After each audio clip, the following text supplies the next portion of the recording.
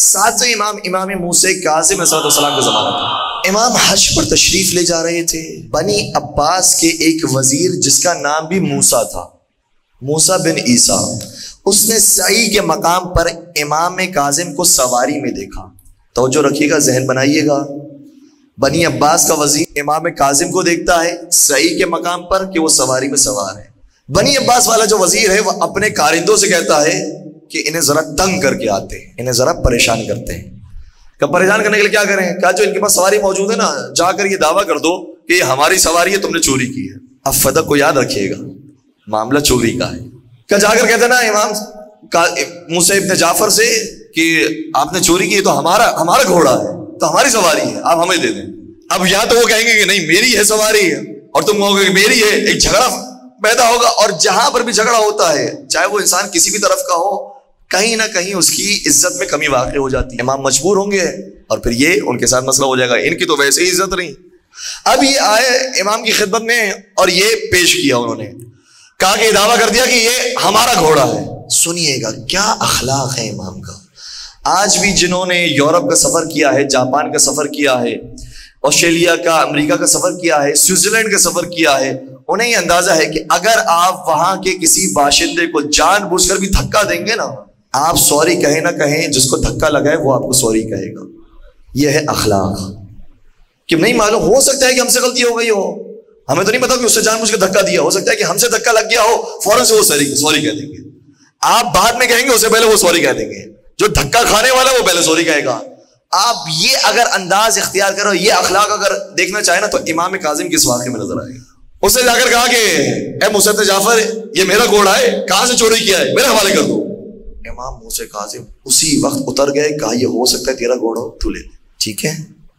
لیکن امام نے ایک اور کام کیا، جب گھوڑا دینے لگے تو اس کی جو زین تھی، اس زین کو اتار کر اپنے پاس رکھ لیا۔ کہا یہ زین کے ساتھ ہے ہمارا گھوڑا، گھوڑے کے ساتھ زین بھی ہمیں دے دو۔ امام کا جملہ سنیے گا، امام نے فرمایا گھوڑے کا مجھے نہیں پتا، اس لیے کیونکہ میں نے یہیں کے بازار سے خریدا ہے، ہو سکتا ہے جس نے مجھے بیچا ہے وہ چوری کا مال بیچا ہو، لیکن زین وہ ہے جو میں مدینہ سے لے کر آیا تھا، اور یہ میرے دادا امام باقر کی زین ہے، اس لیے میں یہ زین تجھے نہیں دے سکتا، کیونکہ زین کے بارے میں مجھے 100% ظاہری طور پر معلوم ہے کہ یہ کسی اور کا مال نہیں ہے۔ گھوڑے کے بارے میں تیرا یہ اگر کہنا ہے تو ہو سکتا ہے کہ درست ہو۔ اس واقعے سے سبق کیا ملا کہ اہل بیت ان ذوات مقدسہ کا نام ہے کہ اگر کسی مقدمے میں یہ کہہ دے کہ یہ چیز ہماری ہے تو 1% بھی احتمال نہیں ہوتا کہ وہ کسی دوسرے کی ہے۔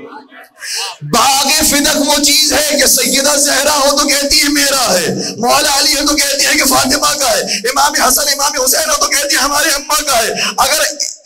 اگر 12 اماموں کو دیکھا جائے تو ہمارا کوئی امام ایسا نظر نہیں آئے گا جو یہ کہے کہ شاید ہو سکتا ہے کہ ان کا ہو۔ سبھی نے کہا ہے کہ وہ فدق کے غاصب ہیں، ہماری مادر گرامی فاطمہ زہرا فدق کی حقدار تھی۔ باغ فدق 1% احتمال نہیں ہو سکتا کہ سیدہ کائنات کا ہی ہو اور کسی اور کا احتمال بنتا۔ ابن ابی الحدید نے ایک مرتبہ اپنے استاد سے سوال کیا تھا کہ کیا فرق پڑ جاتا اگر یہ فاطمہ زہرا کو فدق دے دیتے۔ سامنے سے جواب دیا استاد نے، انہوں نے ٹھیک کیا کہ فدق نہیں دیا، نعوذ باللہ، خدا لعنت کرے۔ کیوں انہوں نے ٹھیک کیا؟ کہا اس لیے کیونکہ آج اگر یہ سیدہ کی بات مان کر فدق دے دیتے تو اگلے دن سیدہ خلافت مانگنے کے لیے آ جاتی، اس لیے ان کو پتا تھا کہ بات فدق سے شروع ہوگی تو کہاں تک جائے گی، اس لیے انہوں نے یہ کام نہیں کیا۔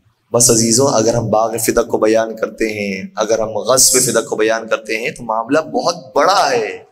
ہارون الرشید نے بھی امام کاظم کو کہا تھا کہ فدق کا مجھے باغ بتائیے، وہ باغ میں دینا چاہتا ہوں، تو امام کاظم نے مشرق سے لے کر مغرب تک، شمال سے لے کر جنوب تک پوری دنیا کا نقشہ کھینچ دیا۔ کہا فدق یہ ہے، اگر دینا چاہتا ہے تو دے دے۔ تو کہا کہ مجھے تو لگ رہا ہے اس میں پوری میری حکومت آ جائے گی۔ تو کہا تو کیا سمجھ رہا تھا؟ فدق ایک باغ کا نام ہے، فدق پوری خلافت علی ابن ابی طالب کا نام، فدق پوری خلافت علی کا نام ہے۔